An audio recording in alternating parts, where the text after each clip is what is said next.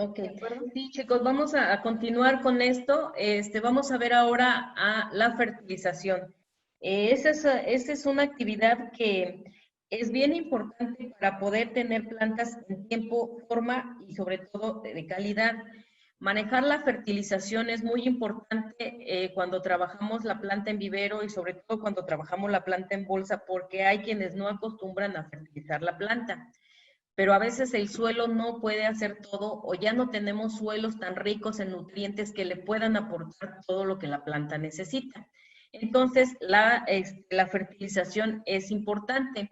Y en términos agronómicos, la fertilización se refiere al proceso a través del cual se prepara a la tierra añadiéndole diversas sustancias con el objetivo de hacerla más fértil y útil para la planta cuando ésta es sembrada. Es decir, es la forma de enriquecer nuestro suelo o nuestro sustrato para que la planta pueda tomar todos los elementos, todos los nutrientes que necesita para poder desarrollarse. El fertilizante o abono es cualquier tipo de sustancia orgánica o inorgánica que tiene nutrientes en formas asimilables para la planta, para mantener o incrementar el contenido de estos elementos del suelo. Es decir, lo adicionamos al suelo que tiene poco nitrógeno o que tiene poco potasio o que tiene poco fósforo, que son elementos necesarios para que nuestra planta crezca. Desde luego, los fertilizantes, dependiendo de esto, sobre todo los orgánicos, pues van a mejorar la calidad de nuestro suelo, de nuestro sustrato a nivel nutricional y van a estimular el crecimiento vegetativo de nuestras plantas. Es bien importante saber qué formulación le vamos a poner, qué fertilizante le vamos a poner, cuáles son las necesidades que tiene nuestra planta. Bueno, ¿qué tipos de fertilizantes tenemos? Tenemos los fertilizantes foliares. Estos por lo regular los va a absorber la planta por el follaje, por eso se le llaman foliares. Tenemos los fertilizantes de liberación controlada, ya sea que vengan en pellets, en pastillas comprimidas, estas bolitas pelletizadas que ustedes pueden ver aquí en la imagen, que se van a mezclar con el sustrato para que vayan liberando sus nutrientes poco a poco conforme van absorbiendo la humedad. Por eso se les llama de liberación controlada. Están formados por diferentes capas que van a ir liberando los nutrientes de acuerdo a los meses para los que están diseñados. Es decir, tenemos fertilizantes de liberación controlada de 3, 6, 9, 12 meses. Hay fertilizantes que todavía siguen liberando nutrientes cuando la planta está en el suelo. Ya lo llevan adherido en el sustrato, donde van creciendo las raíces, y estas a su vez lo van reteniendo y lo llevan cuando se van a suelo, cuando se van a campo. Entonces, por eso hay fertilizantes granulados para de diferentes periodos, pero desde luego también va a implicar el costo. Los granulados tradicionales, esos que los compramos en cualquier tienda y que ya vienen las formulaciones también hechas, o vienen los elementos por separado. Para el caso de la producción de planta en vivero, por lo regular se compran fertilizantes ya formulados. Si vamos a producir plantas en hidroponía, pues ahí la situación es diferente, porque ahí nos pide casi que armemos nuestra formulación con los elementos de manera independiente. Pero en la producción de planta en vivero podemos utilizar las formulaciones que ya se venden de manera comercial. Las presentaciones de los fertilizantes, como ustedes saben, son las granuladas, son los que van en el suelo, los que se mezclan con la tierra, con el sustrato, pero también tenemos los líquidos, que son los foliares, o que también pueden ser, ¿cómo se llama?, que van directo al suelo, pero que están de manera líquida. Igual ya vienen en formulaciones. Por decir, ustedes aquí pueden ver uno que dice aquí Poligel, que tiene 10, 5, 30, que esta sería para la etapa de finalización de la planta. Bueno, así que la importancia de los fertilizantes reside en que el fertilizante permite el buen desarrollo de la planta. Podemos regular el crecimiento de esta por medio de las formulaciones de fertilizantes. Son estimulantes del suelo, aportan nutrientes, permiten una mayor sobrevivencia porque vamos a llevar una planta bien nutrida a campo y entonces va a tener una mejor sobrevivencia. Permite a la planta ser más resistente al ataque de plagas y enfermedades. Una planta bien nutrida es como los niños. Un niño bien nutrido, un niño libre de enfermedades, pues va a ser un niño que va a crecer sin ningún problema y va a ser resistente y va a resistir cualquier enfermedad que le pueda atacar. Lo mismo sucede con las plantas. Una planta que está bien nutrida, una planta que está bien trabajada desde el vivero va a ser una planta que va a ser resistente, va a resistir más al ataque de plagas y enfermedades y por ende va a ser una planta que va a tener mayor porcentaje de supervivencia en campo. Entonces, los fertilizantes en la etapa de vivero son una actividad muy importante. Las plantas no necesitan compuestos complejos para producirse o para crecer como vitaminas o aminoácidos como lo hacemos nosotros. Solo son elementos químicos que se presentan de la manera más natural posible para que las plantas los puedan absorber. Elementos o moléculas muy sencillas que la planta pueda absorber vía las raíces. La mayor parte de los nutrientes la planta los van a absorber por las raíces y una parte menor la va a absorber por el follaje. Por eso es que la mayoría de los fertilizantes están diseñados para mezclarse con el suelo, porque es la forma en que la planta capta la mayor cantidad de nutrientes. Así que tenemos que los nutrientes para la planta son 16 elementos principales que necesita la planta, que hacen todo un componente para que la planta pueda crecer de manera normal, sin ningún problema de nutrición y no tenga deficiencias. Tenemos los elementos que son derivados de la atmósfera, del ecosistema natural, pues, y tenemos el aire. El aire le va a aportar el carbono que la planta necesita por medio del dióxido de carbono. También el agua le va a aportar a la planta el hidrógeno y el oxígeno que ésta necesita por medio de la molécula del agua. Y el suelo, el fertilizante, la planta va a obtener el nitrógeno que de manera natural tiene el suelo o que este nitrógeno es fijado por algunas leguminosas que de manera natural fijan nitrógeno al suelo o por algún tipo de bacterias que también fijan nitrógeno en el suelo de manera natural. Estos tres elementos la planta los toma de manera natural sin que tengamos que poner algún fertilizante adicional, salvo el nitrógeno. Entonces tenemos que los macronutrientes que necesitan las plantas en grandes cantidades son el nitrógeno, el fósforo y el potasio. Y estos tres elementos son los que forman las formulaciones de los fertilizantes. A base de estos elementos es que están hechas las formulaciones. Entonces tenemos que el nitrógeno es como el motor de que la planta necesita para crecer, para que esté siempre verde, para que tenga un buen crecimiento, una buena cantidad de follaje y todos sus órganos puedan crecer, necesitamos el nitrógeno. El fósforo es el elemento para que la planta realice, la fotosíntesis y pueda generar sus tejidos y pueda ir generando cada una de sus partes para que forme raíces, para que forme tallo, para que forme hojas. Este es el elemento que se requiere para la formación de, cada uno de los componentes de la planta. Entonces tenemos el nitrógeno hace crecer, el fósforo forma y el potasio juega un papel importante en la síntesis de los carbohidratos y de las proteínas. Entonces mejora el régimen hídrico, es decir, cómo sube o cómo baja o cómo se mueve el agua dentro de la planta y aumenta su tolerancia a la sequía, heladas y la salinidad. ¿Por qué? Porque nos va a ayudar, como es el controlador de la parte hídrica, nos va a ayudar a la madurez de los tejidos. Entonces, tenemos estos tres macronutrientes que requiere la planta para cada una de las etapas de crecimiento.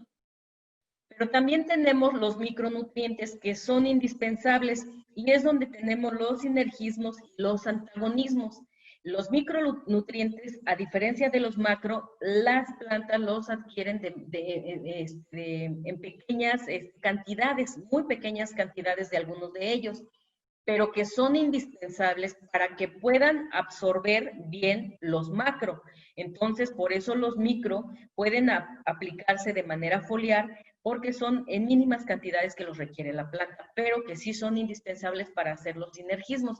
De otra manera, si no tenemos un equilibrio con la aplicación, con el contenido de estos nutrientes, vamos a tener los llamados antagonismos, es decir, cuando la planta ya no los puede absorber por falta de algún otro elemento.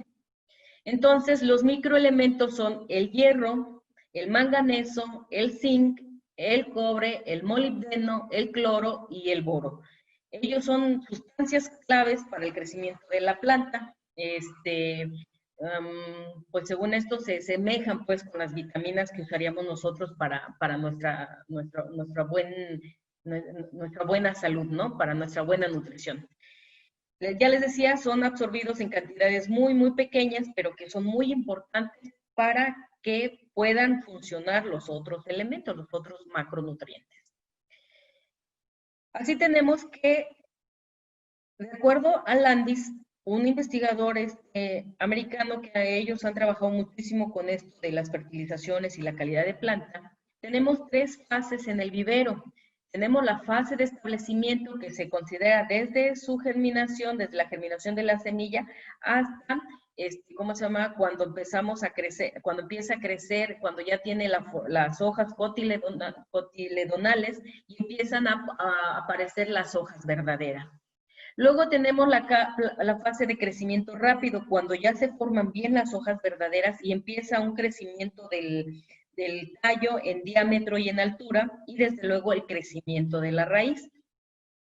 Y tenemos por último la fase del preacondicionamiento. Esta fase es la última etapa de mantenimiento pues que se le da a la planta, o de fertilización que se le da a la planta antes de que salga a campo, y es la etapa de la maduración para que la planta esté lista, esté madura para salir a campo, es decir, ya forme tejido leñoso para que pueda resistir a las inclemencias ambientales cuando ya se establece en campo.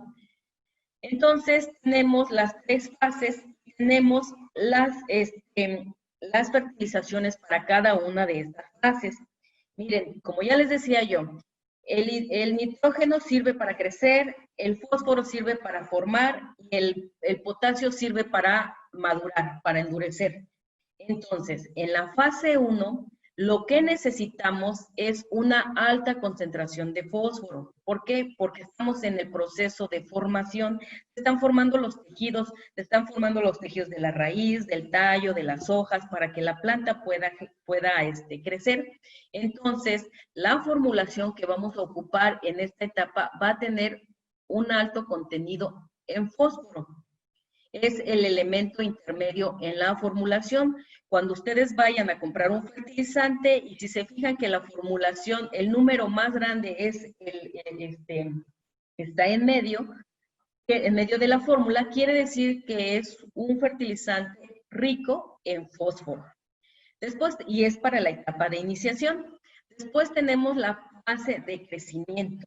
Y como lo que necesitamos aquí es el nitrógeno para que la planta crezca, para que todos esos tejidos que se formaron en la primera etapa puedan crecer, puedan desarrollarse, entonces requerimos una alta concentración de nitrógeno. Entonces, el primer número de la fórmula va a ser más grande, va a ser mayor a los demás, porque quiere decir que aquí tenemos un alto contenido de nitrógeno. Y después nos vamos a la parte de finalización, donde lo que requerimos es el potasio para que se maduren esos tejidos, para que sean leñosos esos tallos, para que esas raíces sean resistentes. Entonces vamos a tener un alto contenido de potasio. El número mayor en la parte final de la fórmula va a ser el potasio. Cuando ustedes vayan a comprar un fertilizante y ven que este número es más alto, quiere decir que es para la última etapa de crecimiento de las plantas y es rico en potasio. Entonces, de esta manera tenemos las 3 fases de crecimiento de nuestras plantas. ¿Cuánto tiempo, por cuánto tiempo lo vamos a aplicar? Pues depende mucho del crecimiento de nuestra especie. En las especies tropicales, por naturaleza, el crecimiento es muy agresivo, es muy rápido. Entonces, tenemos que meterle una o dos semanas o meses, dependiendo, el fósforo para que pueda, ¿cómo se llama? Formar sus tejidos. Y después le ponemos de 2 a 3 meses de 2 a 3 meses, dependiendo, les digo, la especie y el tiempo que va a permanecer la planta en el vivero, le podemos meter el nitrógeno. Y en el último mes, es decir, un mes, mes y medio, le podemos meter ya la parte de finalización del, ¿cómo se llama? El potasio. La concentración de estos nutrientes, es decir, las partes por millón que le pongamos, también son importantes porque pues, es la cantidad de fertilizante que le estamos agregando a nuestra planta.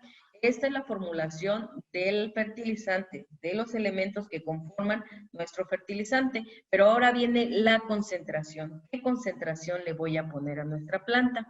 Y entonces, bueno, todos los fertilizantes, los fertilizantes los podemos aplicar, ya sea líquidos o granulados, los podemos aplicar por el riego, los podemos diluir por el riego y podemos aplicárselos a la planta.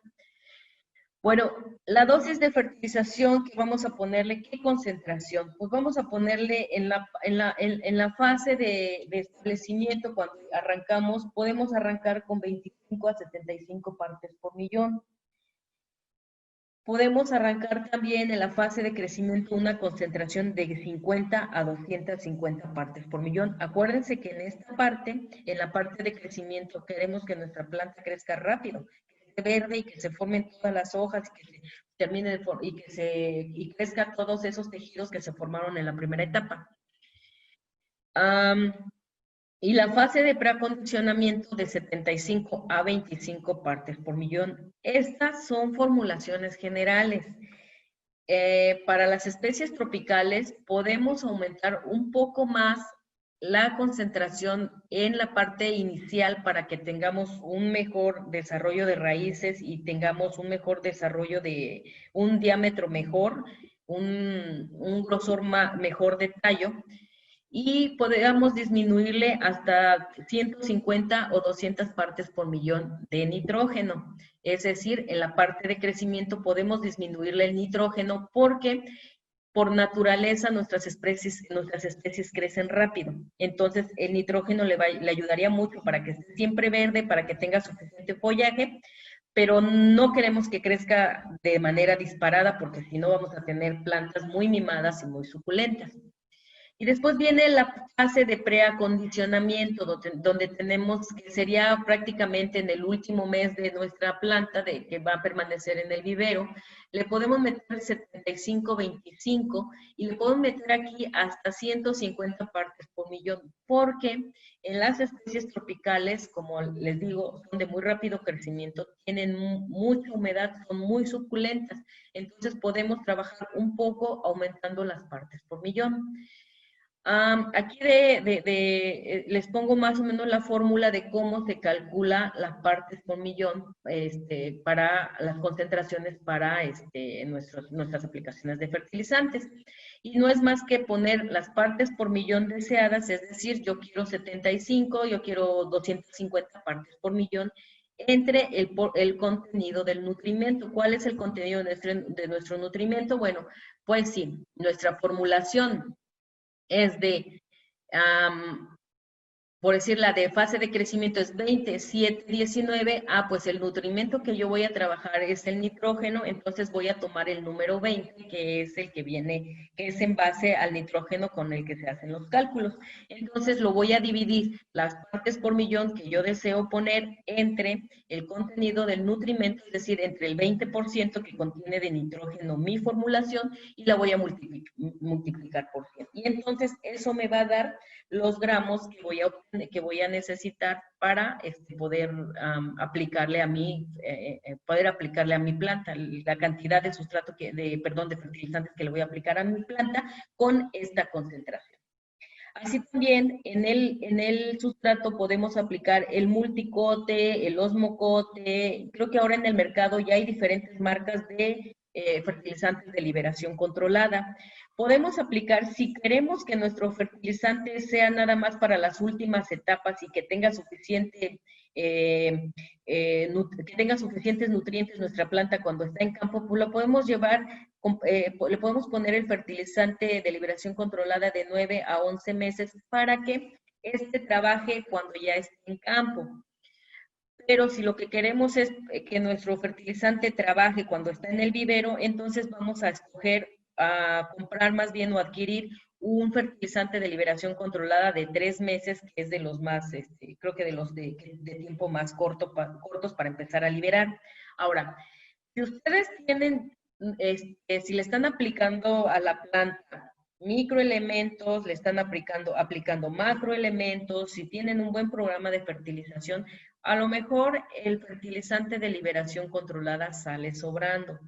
Porque en el trópico tenemos suficiente humedad, porque en el trópico, porque las especies crecen rápido de manera natural, y con las formulaciones que tenemos aquí, y si se las aplicamos de manera,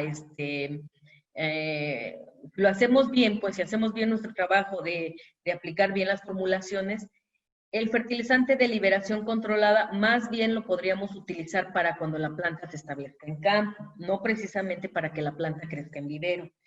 Pero bueno, eso va a depender de los recursos con los que cuenten, va a depender del tipo del sustrato con el que estén trabajando. Si es un suelo muy pobre, pues entonces sí, les recomiendo que metan el fertilizante de liberación controlada o que lo enriquezcan con materia orgánica para que tengan un mejor suelo.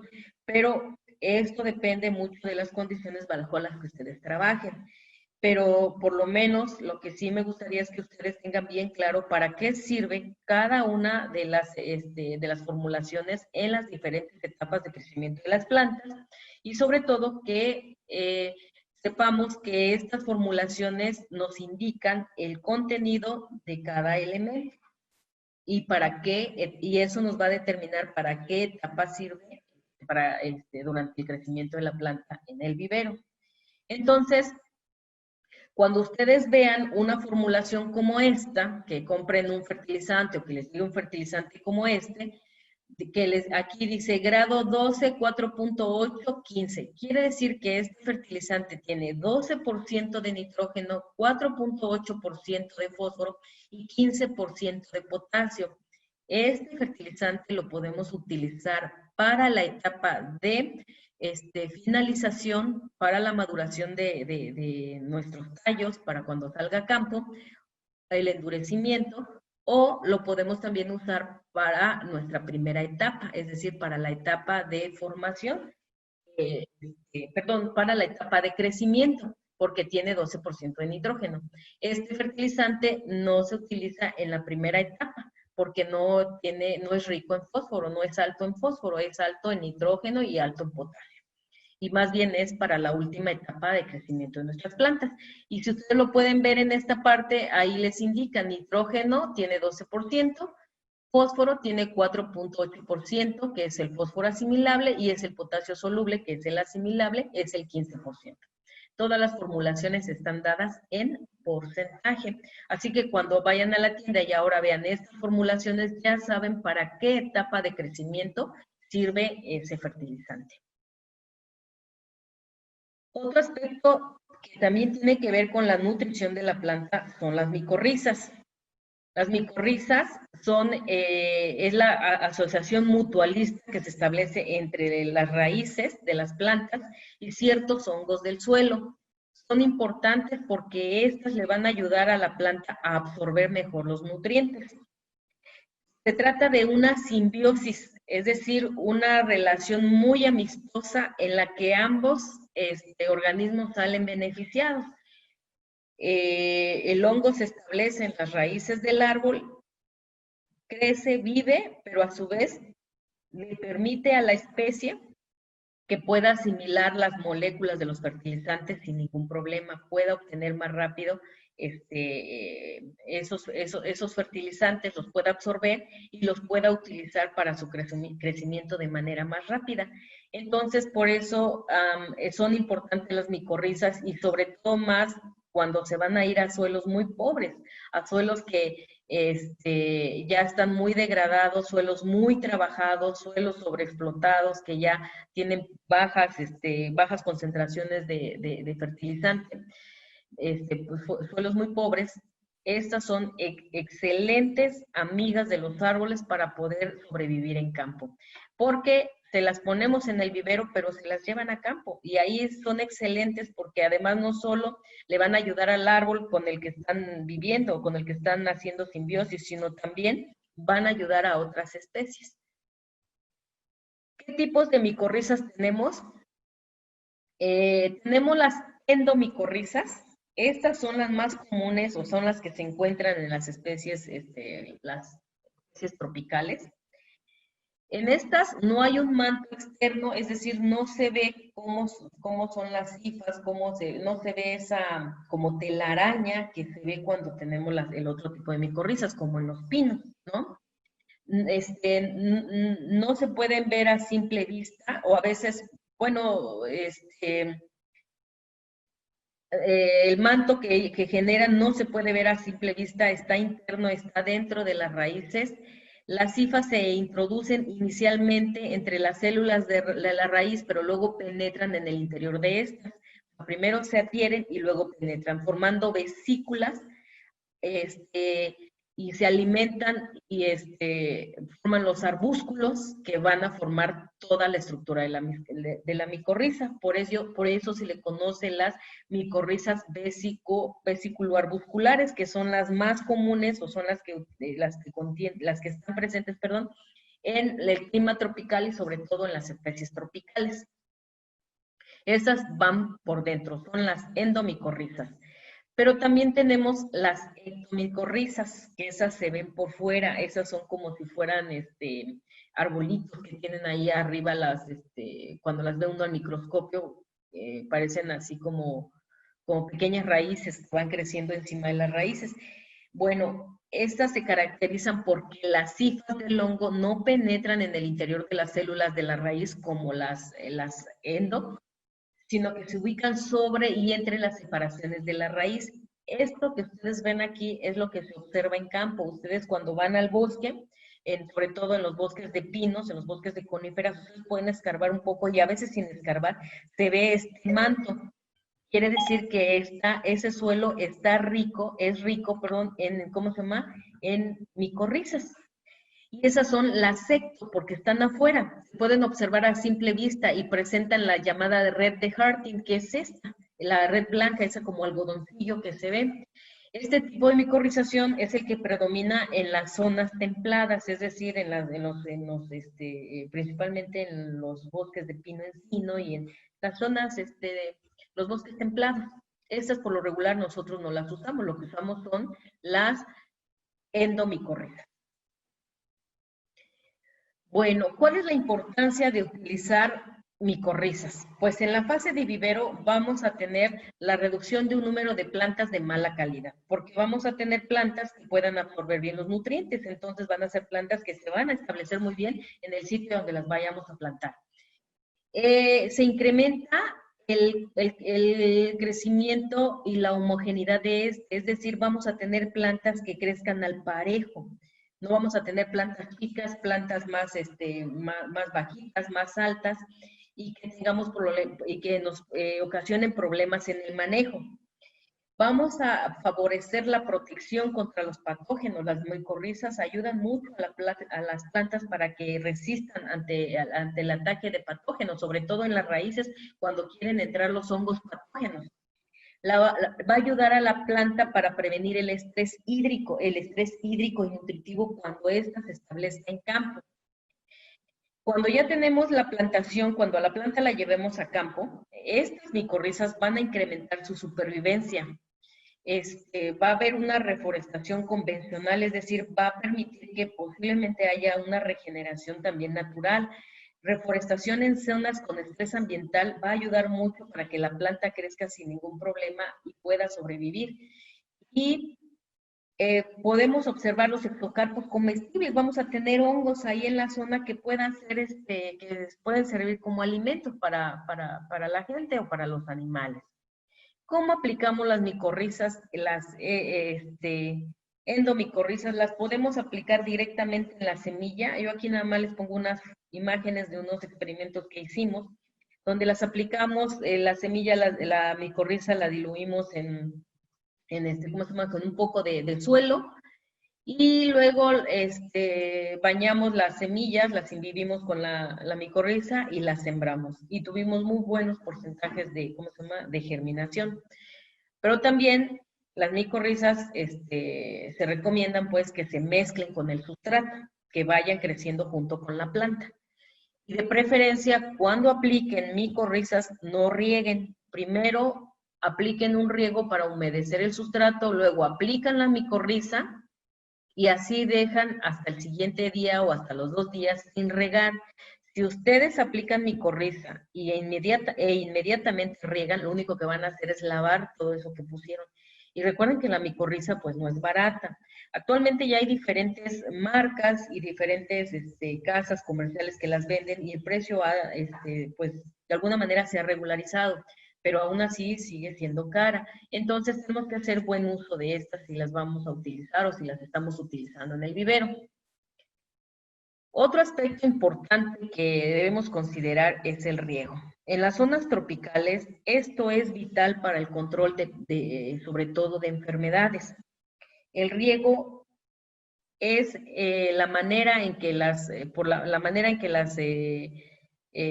plantas van a obtener también sus nutrientes cuando se aplican los fertilizantes foliares. Pero es indispensable tener un riego controlado, ya sea que lo tengamos mecanizado, o que lo tengamos, o que lo apliquemos de manera manual. Entonces, para empezar, el agua es el solvente universal de las plantas. Gran parte, un buen porcentaje de las plantas, así como de nosotros, los seres humanos, está compuesto por agua. El agua es indispensable para vivir. Es el componente principal de las plantas, del 80 al 90% del peso fresco de las plantas. Cuando ustedes hacen evaluaciones de crecimiento o de absorción de nutrientes, pues tienen que hacer siempre pruebas de, ¿cómo se llama?, de follaje, ¿no? Y hacen pruebas de peso seco, entonces ponen a secar el follaje y ven cuánta agua se perdió y cuánto en realidad es la materia que queda. Entonces tenemos alrededor del 80 al 90% de agua en las plantas. Es un reactivo bioquímico en muchos procesos vegetales, incluyendo la fotosíntesis. Es esencial para mantener la turgencia de las células vegetales. Por decir, en las zonas muy frías donde hay heladas, se acostumbra a meter un riego muy pesado antes de que se presente la helada, porque la planta genera su propia temperatura. Entonces, cuando está bien turgente la planta, cuando está bien regada y tiene suficiente humedad, va a generar su propia temperatura en los tejidos, de tal manera que cuando llega la helada, no va a poder congelarla, no la va a poder matar porque ya la planta está turgente y tiene su propia temperatura que la hace resistente a las heladas. En el caso de las especies tropicales, pues no tenemos ese problema porque pues difícilmente nos cae una helada, ¿no? El riego es una de las prácticas culturales más importantes en la producción de planta. Influye en la mayoría de los procesos fisiológicos, fotosíntesis, respiración, difusión celular, etc., etc. Pues es esencial para la vida, ¿no? La cantidad y periodicidad del agua va a depender mucho de los factores como el clima, la edad, la época del año en la que se siembra. Sobre todo, cada quien determina en su vivero cuándo la planta requiere un riego. Si ustedes ven que el sustrato ya está casi seco, pues entonces aplican riego, o que se esté ¿cómo se llama? O si ven que el sustrato está muy húmedo, que está escurriendo, pues difícilmente, escurriendo la bolsa, perdón, difícilmente van a aplicar un riego. Eso lo va a determinar cada quien de acuerdo a la etapa de desarrollo de su planta, de acuerdo a la época del año en la que estemos y de acuerdo a la disposición también del agua, porque no en todos lados se tienen grandes cantidades o la suficiente agua para regar seguido. El agua se aplica por el sistema de riego, que puede ser por aspersión, Algunos dicen, bueno, hay que aplicar agua diariamente o cada tercer día, pero cada quien va escribiendo su propia historia.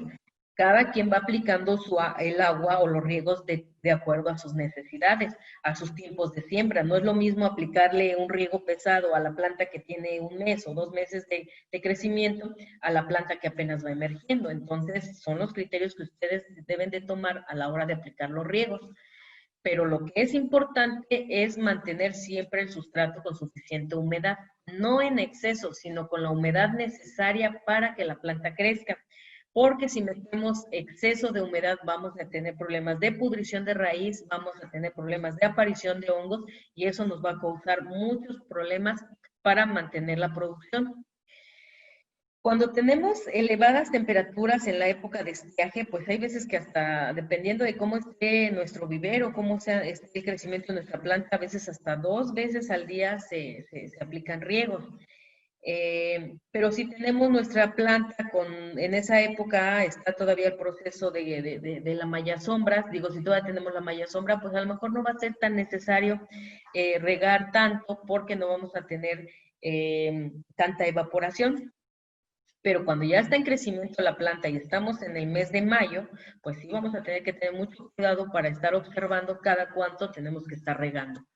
Recuerden, no regar en exceso, regar solamente hasta que el sustrato esté húmedo, no que rebase y que esté goteando, que esté escurriendo la bolsa o que se formen los charcotes, porque entonces sí vamos a tener un problema muy grave de exceso de humedad. Hay que verificar la calidad del agua. Lo más común, o ahora sí que el agua de mejor calidad es el agua que está cercana a un pH a 7.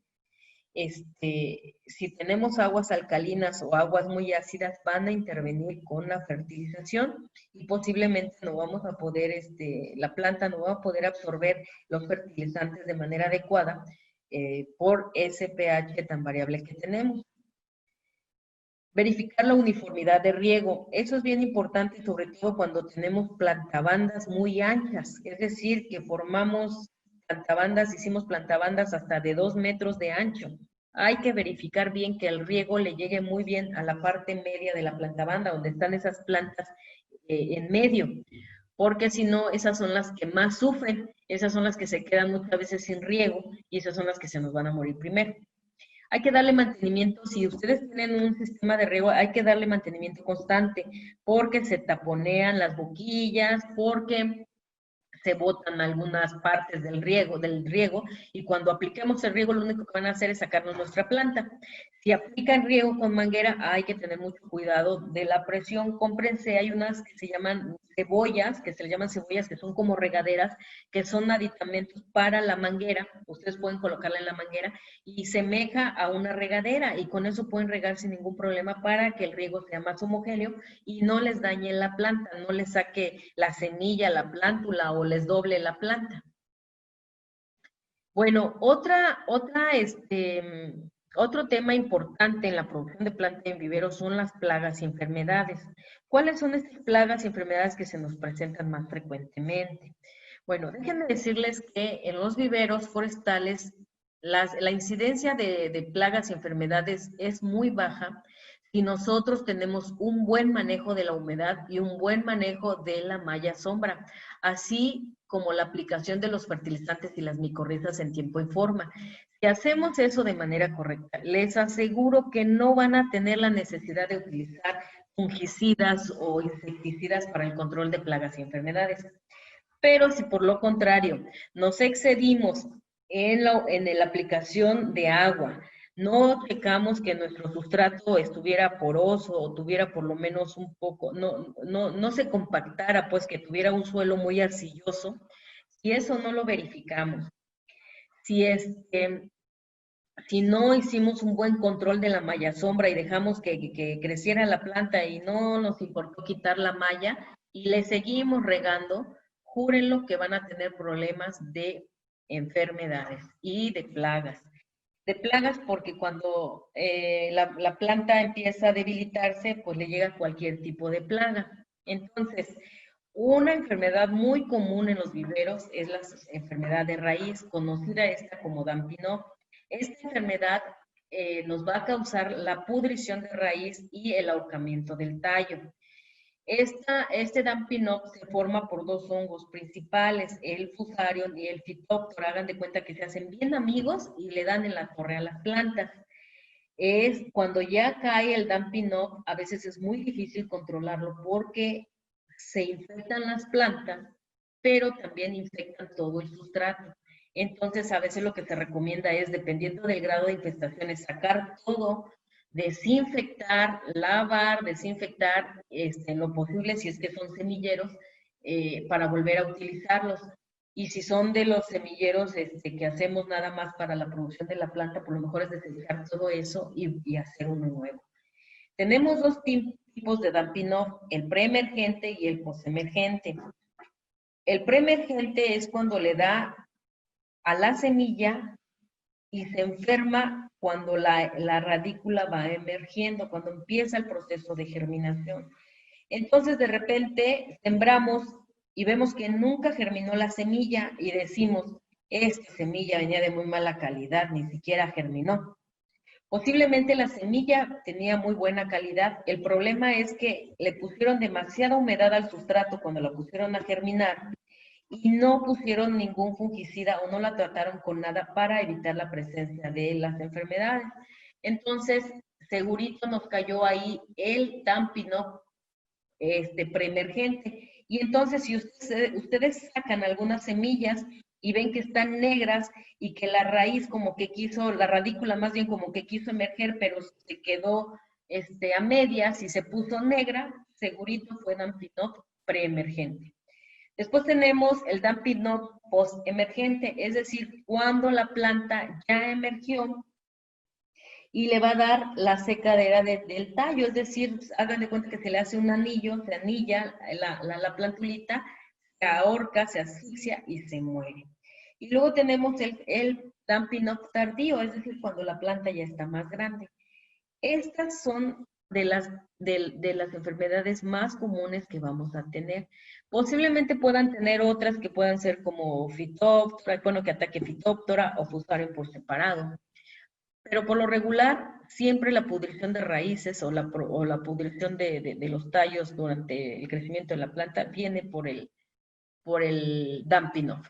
Entonces vamos a tener que hacer aplicaciones preventivas y curativas de la planta si nos cayera esta enfermedad. Entonces, ya les decía, si nos cae en la semilla en el preemergente, pues miren, la semilla no germina, nada más emite la radícula y hasta ahí se quedó. Y nunca sale, nunca emerge, nunca brota del suelo, entonces nunca la vemos y decimos que fue semilla de calidad y no, posiblemente no fue la semilla, fuimos nosotros que no supimos darle el manejo adecuado. Y entonces vamos a tener muy bajos porcentajes de germinación, muy poca planta y vamos a requerir de más semillas si es que todavía logramos tenerla, ¿no? Obtenerla, porque pues las semillas tropicales también, pues el tiempo de colecta o de almacenamiento son muy cortos. Entonces, el Dumping Up postemergente, ya les digo, se forma el anillado y se doblan las plantas y pues va para abajo. Se produce durante los primeros 150 días a 20 días posteriores a la emergencia. Esto es principalmente para especies de clima templado, porque ahí es donde les ataca. En el caso de nosotros, de las tropicales, el postemergente se da a los 15 o 20 días y ya lo estamos viendo y está acabando. Si llegáramos a tener este tipo de enfermedad, mucho cuidado, porque a mí me ha tocado ir a viveros donde en 3, 4 días arrasa con ¿cómo se llama? Con la producción. Entonces, lo que se recomienda es cuando tengan ustedes que observen la presencia de alguna pudrición o que ya vean que muchas plantas de ustedes tienen ese problema, inmediatamente aplicar un fungicida, quitar mallas para que se permita la aireación, que circule el aire y se seque un poco el sustrato o el ambiente donde se encuentran las plantas para poder controlar un poco la enfermedad. De lo contrario, se les va a ir toda la producción. Eso es tanto en el Dumping Off preemergente, el tardío y el durante el desarrollo de la planta. Cuando nos da el damping off tardío, una forma en que lo identificamos es que las plantas se empiezan a poner amarillentas, se ponen muy tristes, el ápice se dobla y la planta, el tallo, empieza a irse para un lado, se empieza a doblar, se vuelve muy frágil. Quiere decir que posiblemente esa planta ya tenga fusarium y entonces tenemos que desechar toda esa planta que ya está enferma para poder darle un mejor tratamiento a las que todavía pueden sobrevivir. Hay que tener mucho cuidado con el manejo de la humedad y de la sombra para evitar este tipo de problemas. Otra enfermedad que se nos va a presentar en los viveros, y se los digo por experiencia, es este tipo que es como cancro o fomosis, algo así, donde es la pudrición de los tallos. Esto nos pasó en el cedro y se nos dio, esta enfermedad nos apareció porque de repente tuvimos mucha humedad, nos fuimos a hacer, establecer algunas plantaciones y luego estuvimos haciendo otras actividades. El caso es que no le quitamos a tiempo las mallas a la planta. Y luego se nos vino la época de estiaje y había días en que el técnico regaba, bueno, no más bien el técnico, el muchacho que me ayudó en el vivero regaba, pero hasta inundar la planta y luego dejaba de regar 2 o 3 días. Metimos a la planta entonces en un estrés tan fuerte que le cayó esto es como una fomosis y nos dañó los tallos. Entonces empezamos a podar o a desechar la planta que ya tenía este problema. Este problema ya es en cedro rojo, ya es en planta grande, planta de que fueron como unos 6 meses, y la verdad que sí nos dañó. Pero el problema no terminó ahí, el problema es que se la llevaron a campo, establecieron, las plantas las establecieron en campo. Pese a que llevaba nada más una herida pequeña, aún así se las llevaron pensando que esto no iba, que ya en campo se podía recuperar y pues no fue cierto. En campo, esas heridas pequeñas se hicieron heridas más grandes. Debilitó a la planta, el hongo debilitó a la planta y luego le empezaron a caer, aparte de la enfermedad, llegaron las plagas y se empezaron ¿cómo se llama? A infectar con plagas. Y luego, no contento con eso, pues nos cayó el barrenador. Entonces, en estas imágenes yo les presento las plagas, o sea, los daños que pueden ocasionarnos las plagas cuando llevamos planta enferma a campo. Lo recomendable siempre es que ustedes verifiquen las plantas que van a sacar del vivero y que sean plantas sanas, plantas turgentes para que no tengan esos problemas. Porque en campo la cosa se pone peor. Si en vivero les ponen fertilizante, les ponen riego, les ponen sus fungicida y aún así les caen enfermedades o plagas, imagínense en campo donde las plantas se establecen y ya se quedan a la buena de Dios, esperando que sea un año con suficiente lluvia. Digo, en el mejor de los casos, si les ponen riego, si las fertilizan, estaría excelente. Pero en la mayoría de los casos no es así. La planta que sale para reforestación o para obras de conservación, pues la establecemos y ahora sí, a la buena de Dios para que pueda sobrevivir. Que sea un año lluvioso, que no sea un año con mucha calor para que no se seque. Entonces, si llevamos planta de mala calidad, planta enferma, lo único que hacemos es aumentar el problema.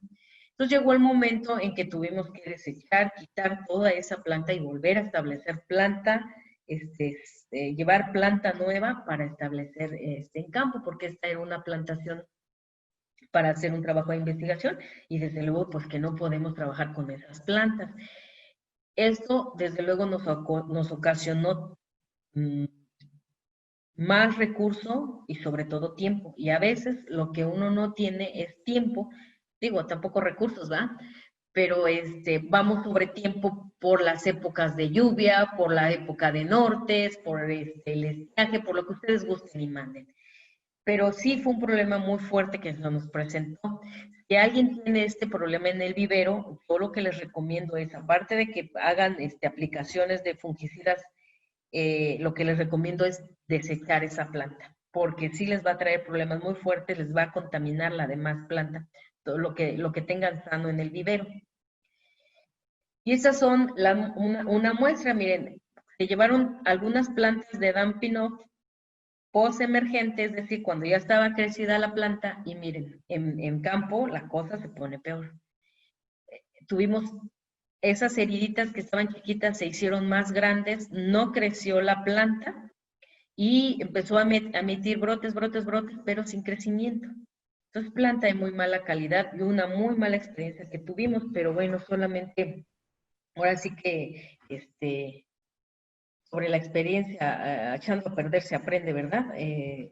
Por eso les digo que no todo está escrito, cada quien va haciendo su propia historia porque las experiencias son diferentes para cada quien, porque estamos en zonas diferentes, se trabajan diferentes especies, diferentes del suelo, entonces nada es igual. Así también tenemos las enfermedades foliares, nos van a atacar los tizones, nos van a atacar las cenicillas, se nos van a poner a lo mejor las hojas de así como si tuvieran ceniza, como si estuvieran quemadas. Esas son prácticas que no tienen mucho problema, si les digo, manejamos bien la humedad en el ambiente, y quitamos las mallasombras y permitimos que entre el sol y que la planta se ventile, y a lo mejor con algún fungicida foliar para follaje lo podemos controlar sin ningún problema. No es como el problema del dumping off que ataca en las raíces y que no lo vemos hasta cuando ya se está muriendo la planta. Esta lo podemos prevenir sin ningún problema. Tenemos también las plagas, los pulgones, las palomillas, las chicharritas, pero estos van a llegar por lo regular cuando la planta está muy débil. El que sí de cajón, por decir, en el cedro llega, aunque la planta esté buena, esté sana, es el barrenador, pero bueno, en vivero se controla sin ningún problema con la aplicación de algún insecticida. Igual estos. Pero el problema de estos chupadores, de estos pulgones, de estas plagas, es que en sus patas llevan las esporas de los hongos, de los fusarios, de las fitóptoras, son los vectores de las enfermedades. Entonces, estos le van a hacer una herida a la planta y por ahí van a entrar las enfermedades. Entonces, cuando detecten ustedes algún tipo de plaga, pues lo mejor es controlarla a tiempo para que no tengan problemas a futuro. ¿Cuáles son los productos que pueden ustedes aplicar? Pues tenemos algunos de nombre comercial, pero tenemos también el ingrediente activo que lo pueden ustedes observar en el cuadro que les estoy presentando. Podemos utilizar algún ambush, algún decis, o sea, dependiendo de qué tengamos a la mano. De preferencia que sean productos amigables con el ambiente. Aquí no tengo unos tan amigables, pero a veces son los que tenemos a la mano. Pero los productos que más ocupamos en viveros son para los hongos. Entonces, yo les recomiendo el Promil. El Promil es un producto, el Venomilo, que nos sirve para el control de hongos. Es muy eficiente, es económico y no es tan agresivo con el ambiente, con el ambiente.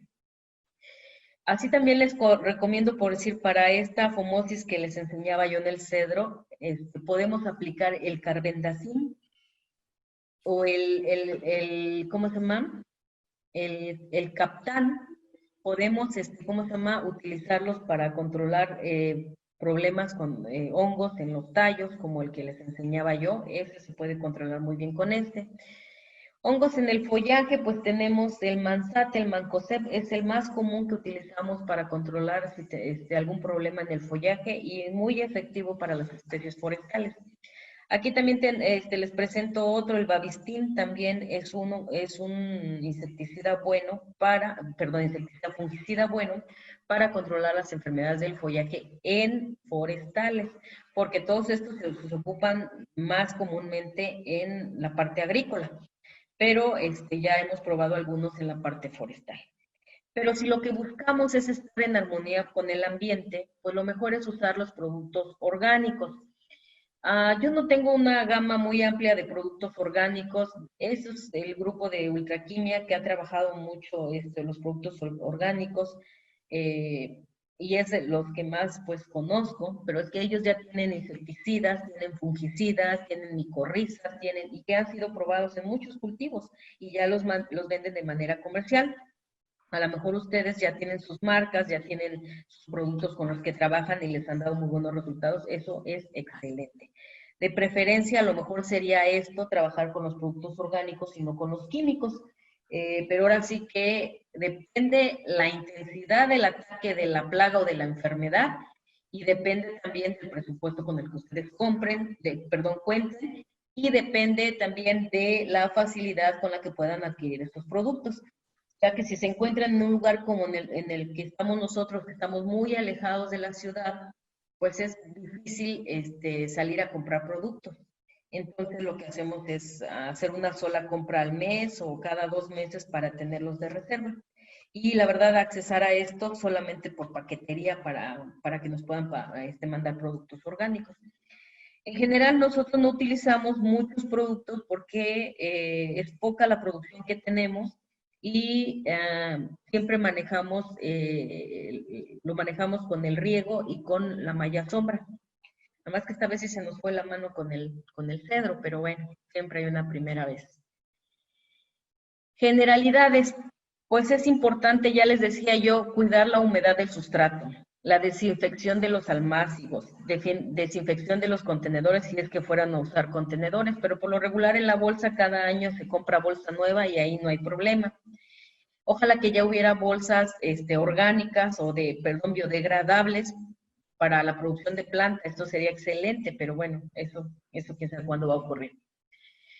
Controlar el uso de pesticidas. En la medida de lo posible, traten de hacerlo, traten de controlar el crecimiento de su planta con los fertilizantes, con el manejo de la malla sombra, con la humedad, sin la necesidad de utilizar pesticidas.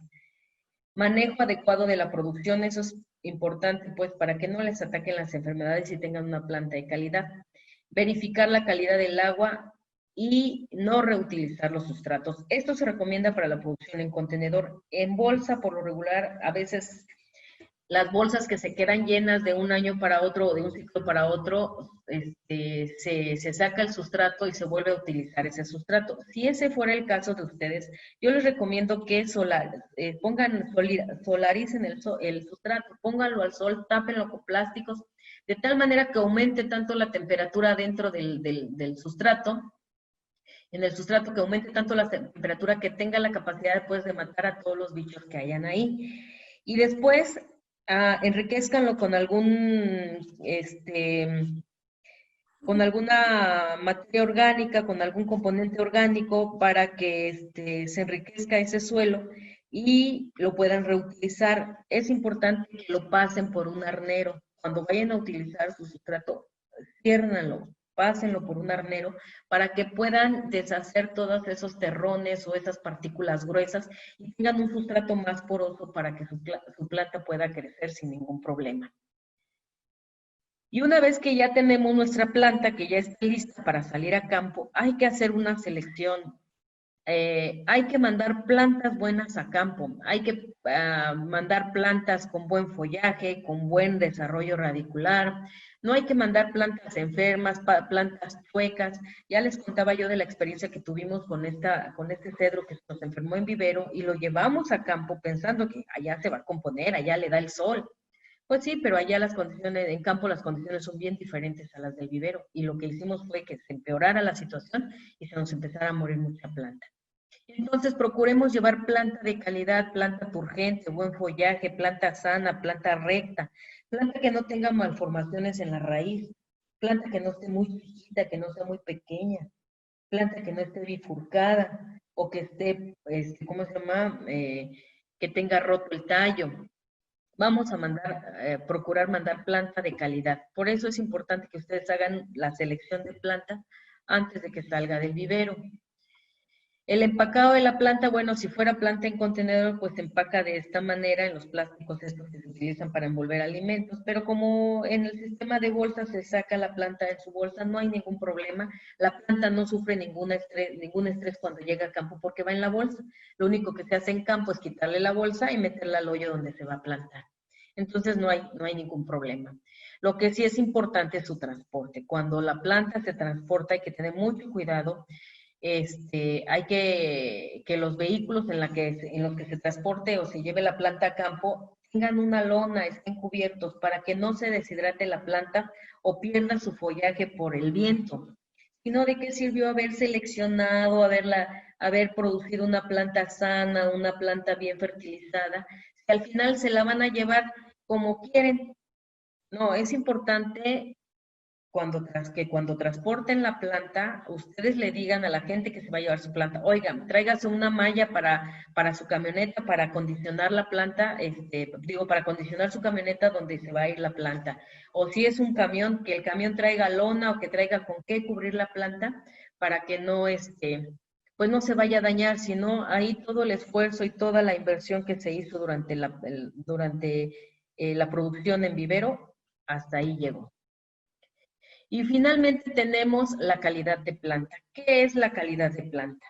Pues hay algunos autores que la definen como la planta que es capaz de alcanzar un desarrollo óptimo en un medio determinado. Es decir, aquella planta que es capaz de sobrevivir, de subsistir, en donde va a quedar establecida de manera definitiva. Y entonces, si esta no es de buena calidad, pues entonces no se cumplen con los objetivos para la que fue generada. No existe un modelo de calidad de planta ideal para cada especie. Por eso les decía que no todo está escrito. Tenemos que seguir a prueba y error. Aunque se han generado algunos estándares de calidad, a veces no siempre son los mismos, o sea, no aplica para todas las especies. Máxime en el trópico, donde ya les digo, tenemos una gran diversidad de especies. Entonces, ¿por qué es importante la calidad de la planta? Que nosotros produzcamos planta de calidad. Porque vamos a tener mayor supervivencia, vamos a requerir menos planta para cumplir con nuestros objetivos. Vamos a requerir menos mano de obra, menos insumos. Pues, entonces vamos a tener precios justos, precios accesibles para los productores para cuando vayan a, adquirir sus plantas y sobre todo vamos a tener éxito en nuestra plantación, en nuestra reforestación que se realice o a donde vaya a ir esta planta. Debemos de tener un buen diámetro, una altura, una planta sana, debemos de tener una planta turgente, unas raíces bien conformadas. ¿Y a qué me refiero con un buen diámetro, una buena altura? Pues esto va a depender mucho del contenedor en donde se produzca. Debemos de evitar las malformaciones de raíz y esto es un problema muy común en el sistema de producción en bolsa, la cola de cochino o el espiralamiento. Hay a quienes no le dan importancia a esta actividad, a esta característica, pero déjenme decirles que cuando llevamos raíces espiraladas a campo, plantas de mala calidad y con malformaciones de raíz, van a establecer las plantas y posiblemente no se mueran el primero ni el segundo, a veces ni el tercer año, sino hasta el cuarto año, ya cuando los árboles están grandes, puede ocurrir que se empiecen a morir. Y entonces uno dice, no, pues a lo mejor fue la tusa, no, pues es que le cayó hongo, no, pues es que fue el norte, que fue esto, que fue aquello. Pero cuando vamos a revisar a campo nos damos cuenta que tiene un nudo, una bola a la raíz. Quiere decir que la raíz se estranguló porque ya tenía problemas de malformación, ya llevaba cola de cochino desde el vivero y como la raíz sigue creciendo, pues entonces se sigue haciendo nudo, se sigue haciendo bola y se estrangula. Entonces hay que tener mucho cuidado cuando mandamos planta dañada a campo. Lo mejor es mandar plantas con raíces bien conformadas, con raíces bien desarrolladas, con raíces rectas, sin que no presenten estas malformaciones, porque estas malformaciones son las que van a ocasionar que la planta se muera en campo. Y entonces regresamos a lo mismo, de qué sirvió tantos cuidados si al final no nos dimos cuenta que traía este problema. Y este problema se generó, uno, o fue durante el trasplante, o dos, La planta creció demasiado, permaneció demasiado en el vivero y no pudo salir, no pudo reventar la bolsa y lejos de que se siguiera recta, se dio la vuelta y se fue para arriba, se regresó la raíz de su crecimiento. Y esto se debe a que a lo mejor también no escogimos el tamaño adecuado de la bolsa y la especie fue de rápido crecimiento y llenó muy rápido la bolsa. Y entonces esta no fue suficiente para contener toda la raíz y empezó a malformarse. Entonces hay que tener mucho cuidado en eso porque entonces estamos mandando plantas de mala calidad. Y miren, esto es lo que ocurre. Aquí la bolsa se llenó mucho, son plantas ya muy crecidas, la raíz reventó la bolsa y se fue hasta el suelo. Y después para sacarlas fue una broncota y luego para llevarlas a campo pues ni les cuento porque para el transporte fue complicadísimo. Estas plantas fueron de las que se quedaron ya de un vivero, pero que las ocupamos para observar la malformación de raíces.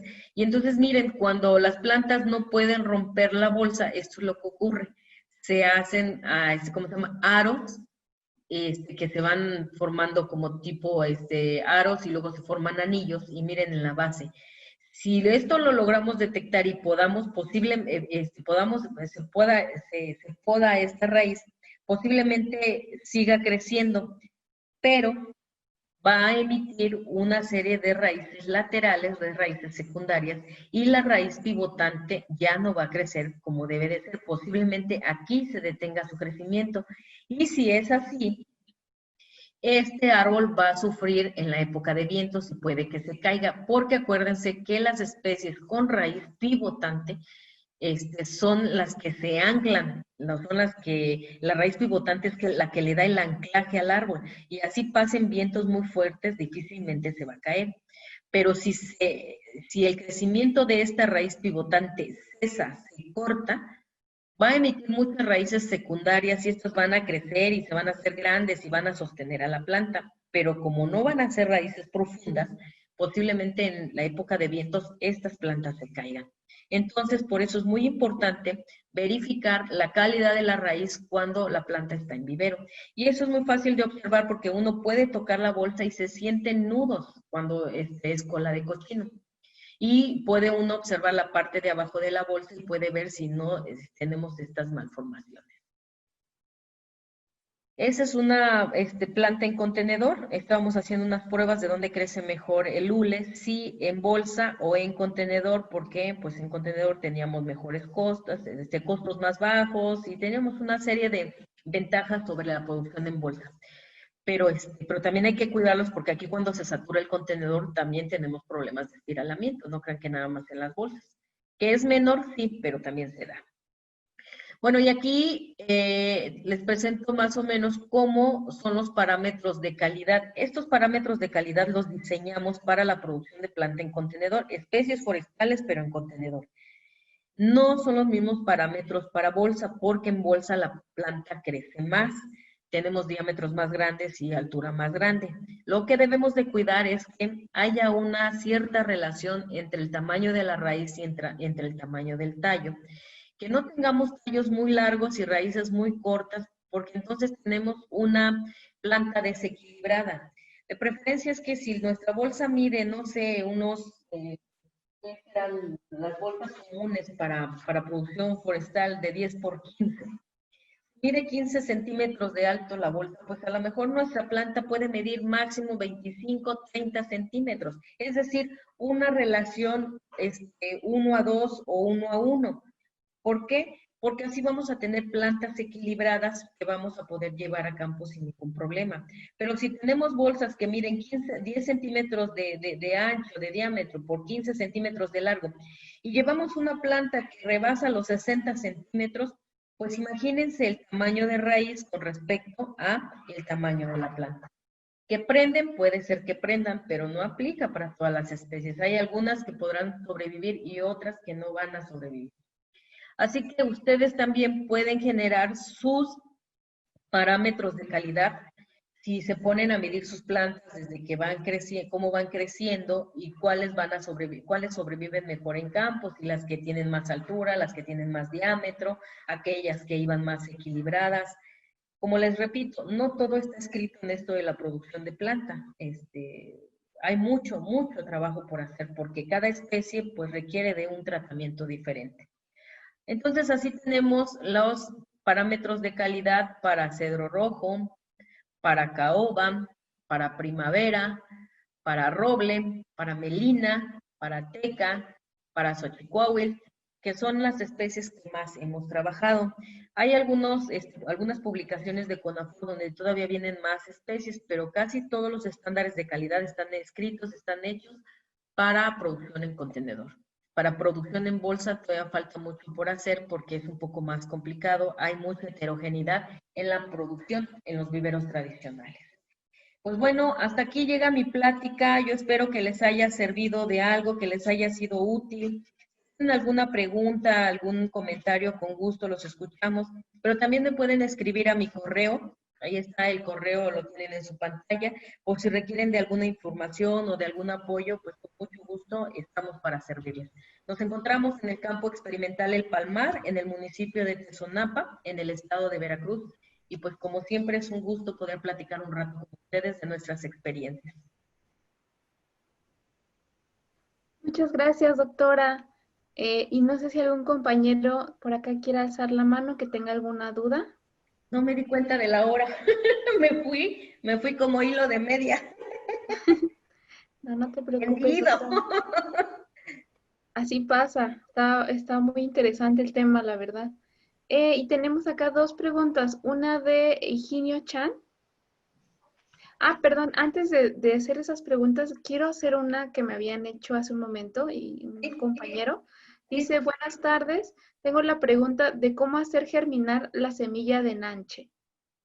Creo que ayer platicábamos de eso, ¿no? El nache tiene unas cestas muy duras y decíamos que puede ponerlo a remojar de 24 a 48 horas para ver si con eso rompemos, podemos más bien hacer que llegue la humedad al embrión, y si no también puede ser las temperaturas del shock, a ver qué tal les funciona.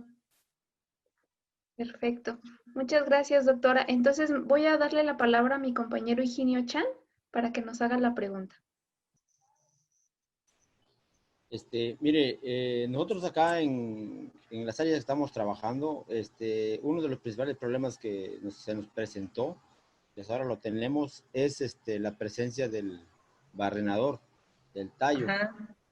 Y eso fue ya en campo, y las plantas realmente del vivero, o más bien salieron del vivero militar, llegaron bien, se plantaron, pero pues posteriormente se presentaron los problemas del barrenador del tallo, y pues prácticamente no hemos podido pues contrarrestar Ese esa problema. plaga. Sí, mira, el barrenador es un problema muy fuerte en el cedro rojo, ¿eh? Se nos presenta casi en todas partes donde hay plantaciones. ¿Por qué? Porque pues haz de cuenta que le pones la comida pura, en plantaciones puras de cedro rojo, pues le pones la comida directita al barrenador. Cuando el cedro está combinado con otras especies, pues el ataque, se ha observado que el ataque es menor, el ataque disminuye, pero cuando son plantaciones puras, sí, sí lo ataca. Y lo ataca más si no se ha fertilizado, si no tenemos una planta sana, pues también va a caer más rápido el ataque. Puedes probar algún insecticida, pero también puedes probar el Beauveria bassiana. El Beauveria bassiana ha dado muy resultados para el control del barrenador. Este, es un control biológico que posiblemente les pueda ayudar y que no requiere de aplicar grandes cantidades de, ¿cómo se llama?, de químicos. Pudieran probar con el Beauveria bassiana, y hay varios artículos que se han escrito sobre el uso de Beauveria bassiana para el control del barrenador. Es lo que más podría decirte, porque pues no hemos encontrado otra manera. En plantaciones puras sigue siendo un problema. Digo, nosotros también lo tenemos aquí en las plantaciones que tenemos aquí, que estamos evaluando el crecimiento, y también se nos presentó. Y decimos, bueno, sí, ponemos el Beauveria bassiana, aunque es un poco más lento, pero cuando ya nos agarran las prisas y ya vemos que le está cayendo casi todos los árboles, pues con la pena le ponemos un poco de arribo, ¿no? Porque pues es lo más rápido para controlarlo. Sí, sería hacer la aplicación de manera directa, ¿no? Porque ya el daño, como una vez que ya esté el gusano, por ejemplo, en el tallo, es muy difícil. Sí, Pongo sí, así sí, como hay que aplicaciones. hacerlo de manera directa y con un, ¿cómo se llama? Con un insecticida sistémico. Como por ejemplo, doctora. Nosotros usamos aquí el Arribo, por ahí les presentaba yo creo que algunos insecticidas. Por acá estaba, creo que hasta por acá estaba un cuadrito. Nosotros, por lo regular, le metemos 2 mililitros de Arribo por litro y con eso hemos controlado bien el barrenador. La verdad es que sí es un dolor de cabeza, ¿eh? Pero, mira, pero el DESIS para insectos ¿cómo se llama? Para los barrenadores, o el Folimat, ¿no? Son buenos, te ayudan. Sí, aquí es Pero aplicarlo de sí, manera directa, ¿no? directo, con bomba y directo, que sea sistémico y directo a donde esté el ataque, te vas a tener que ir árbol por árbol, ¿eh? Eso sí te lo digo, es una chamba que tienes que hacer, pero va a ser árbol por árbol, Ese porque si no, no del... hay de otra. Y ah, hacer aplicaciones preventivas, una vez que logres controlarlo, pues por lo menos aplícasela una vez cada 15 días o cada mes, según tú veas cómo va infectándose, porque si no, te vuelve a atacar. el metarrísimo es bueno. Mentarrizum no lo hemos, bueno, al menos yo no tenemos la experiencia, pero pues finalmente es ¿cómo se llama? Es un hongo, es una manera de controlar, posiblemente te pueda dar buenos resultados. Lo que nosotros hemos probado es el Beauveria baciana. Órale. Presentó usted allí a un grupo Alquimia. Es muy bueno. De hecho, creo que comenta usted que trabaja puros productos orgánicos. Sí, sí, sí, trabajan. Digo, como les decía, este es uno que hemos trabajado con ellos en algunas evaluaciones, pero hay muchos otros. Yo ese es el único, no es que le esté haciendo promoción ni mucho menos, ¿eh? Ustedes pueden No, buscar en internet, en la red, y hay otros productos, otras marcas. Yo nada más lo puse ahí a manera de que pues vean que hay marcas ya comerciales de productos orgánicos. Antes se estilaba más así como de tipo casero, pero ahorita ya hay un buen de marcas orgánicas, de productos orgánicos que podemos utilizar para que sean amigables con el ambiente. ok, gracias. Sí, Muchas gracias, doctora. También tenemos aquí la manita de Eduardo Zul.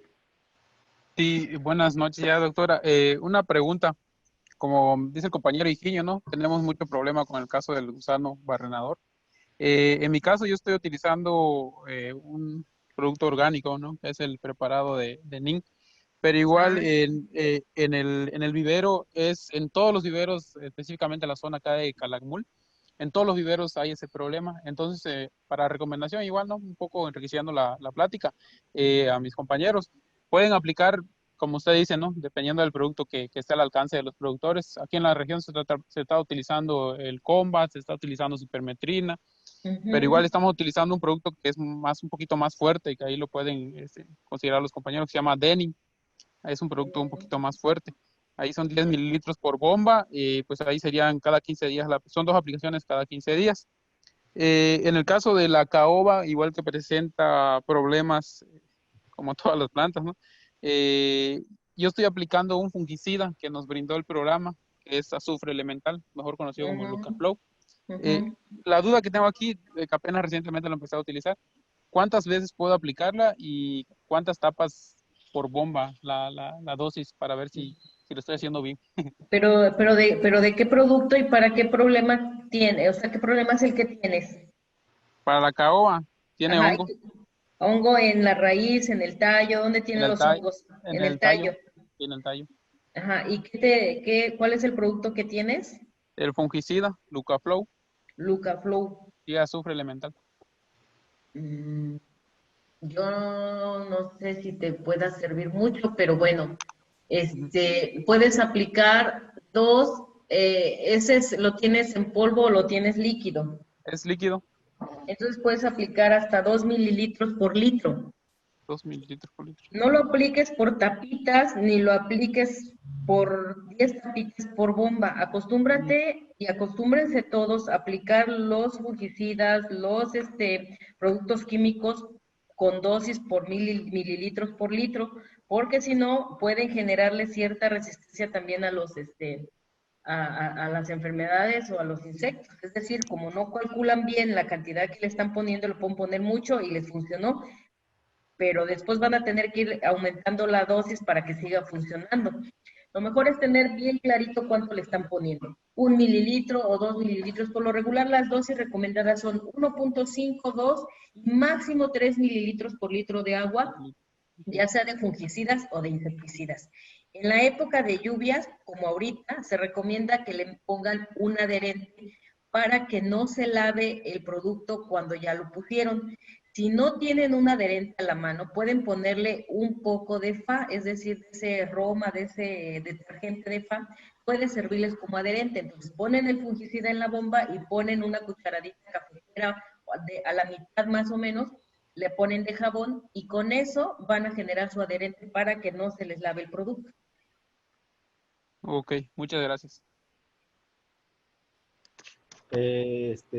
Retomando el tema del gusano barrenador, alguna feromona que se utilice para el control o el trampeo de los adultos. Pues mira, es que el problema del barrenador es solamente que pongan los plásticos estos amarillos, que son los atractivos, pero es que el problema del barrenador, fíjate que reside en que es un insecto nocturno. Si ustedes pasan por las plantaciones, nunca van a encontrar, o por lo regular nunca van a encontrar al adulto, siempre van a encontrar en sus estadios larvarios o los huevos, los huevecillos del insecto, porque este es un insecto nocturno. Entonces, a veces es complicado poner las trampas y sí tendrán que ser trampas hormonales que suelten cierto olor que atraiga al barrenador, porque se ha determinado que lo que atrae al barrenador es el olor característico del cedro. Entonces, como es un insecto nocturno, pues sí, es bien complicado poder identificarlo. Les voy a hacer llegar, dentro de la información que estoy preparando, la carpeta que estoy preparando para que tengan ustedes información disponible, un folleto que generó el ingeniero Vicente Sánchez Monsalvo, que es el que ha trabajado muchos años con el barrenador en cedro. Y él ha probado el NIM, ha probado el Beauveria bassiana, algunos insecticidas, también las labores culturales para el control del barrenador. A lo mejor ese les podrá ser un poco de utilidad. Por lo mientras, pues, traten de mantener su plantación, si es plantación libre de hierbas, porque en las hierbas también las malezas coadyuvan para que se dé la presencia del barrenador y hagan sus aplicaciones curativas y preventivas para controlarlo. Y en la medida de lo posible, pues hacer control biológico.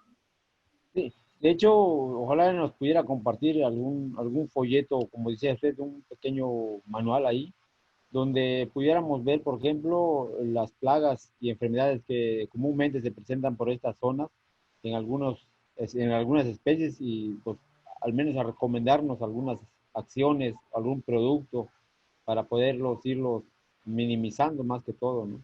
Y bueno, en la medida de lo posible voy a ver si puedo conseguírselos, pero también por ahí sí pueden disponer de los libros del doctor Cibrián, que ya ven que hay un libro que es de plagas y otro que es de enfermedades forestales.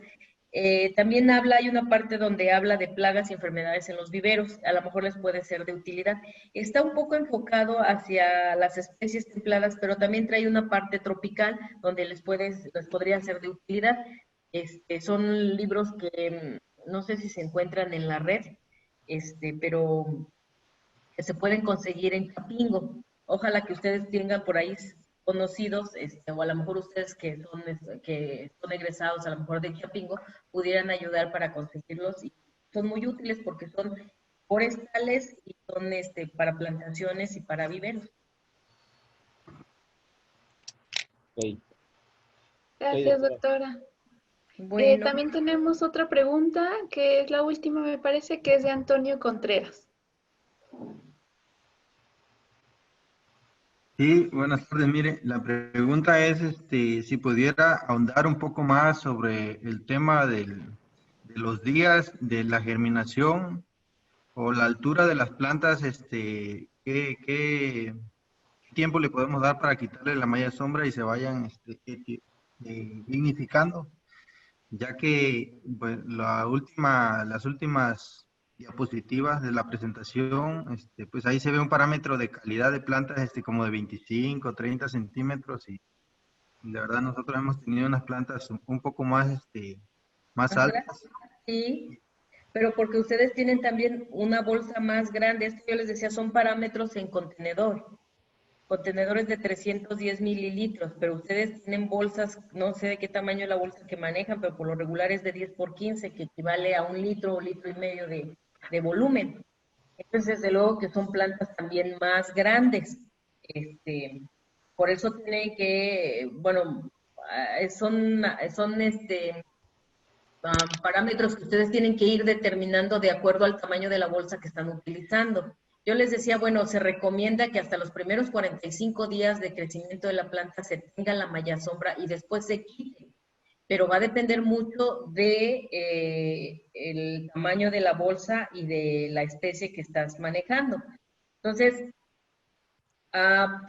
si tienes una bolsa chica y ya tienes la planta grande, pues entonces a lo mejor en 30 días es necesario que quites esa malla, porque si no se te va a seguir creciendo la planta y no va a echar tanta raíz, lo que va a echar es más tallo.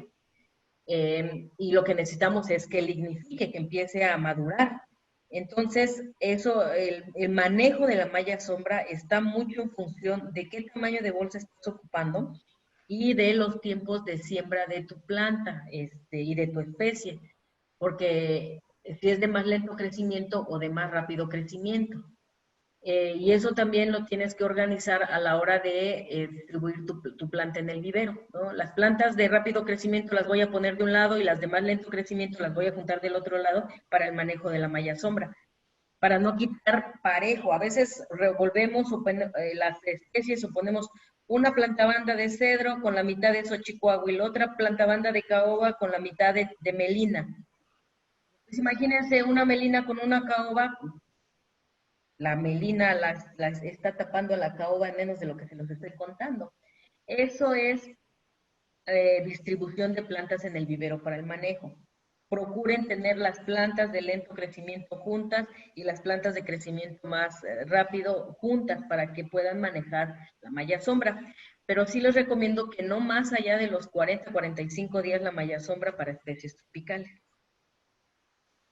Ok, gracias doctora, porque sí, ya resolvió otra pregunta que le iba a hacer de la mezcla de especies. Tenemos precisamente ese problema, pusimos cedro y caoba Sí. y Le pones de chile, mole y pozole, ¿no?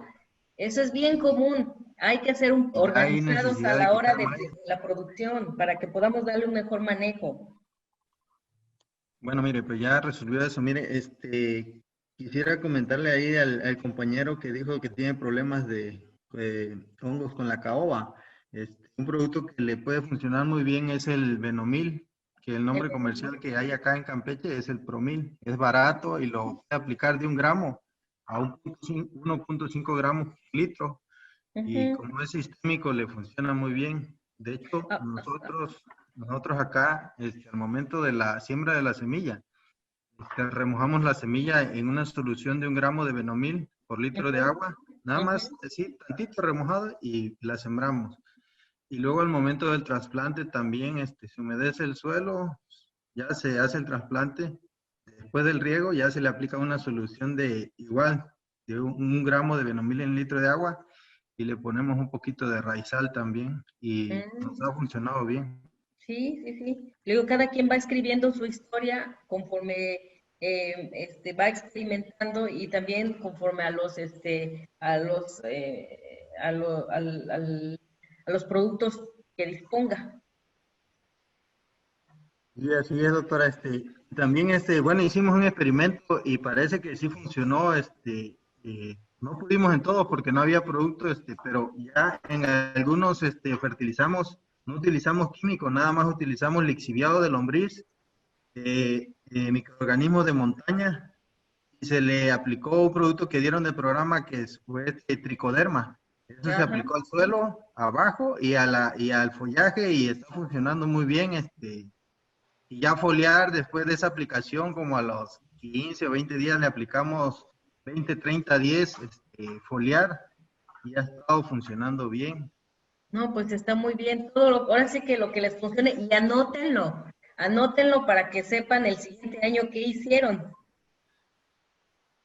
Mire, la receta que decía hace rato el ingeniero Eduardo, nos la pasó el coordinador regional, Víctor Manuel Correa Gutiérrez. Ujú. Él nos había dicho de biocime con biojip, con algas marinas. Entonces, Mm, agarramos y de hecho el ingeniero Eduardo fue el que empezó a mezclar biojip, biocime, algas marinas, otro que se llama Novamax y Vigore 20-30-10. Todos esos se los aplicamos ay. y Bueno, fue creo una que bomba. no era necesario tanto, ¿eh? Digo, las plantas no requieren tanto. Y se ahorran también muchos recursos.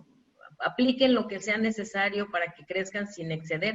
La planta solamente toma lo que necesita y lo demás lo desecha. O sea, y si no la sobresaturan de fertilizantes, pues la pueden hasta intoxicar.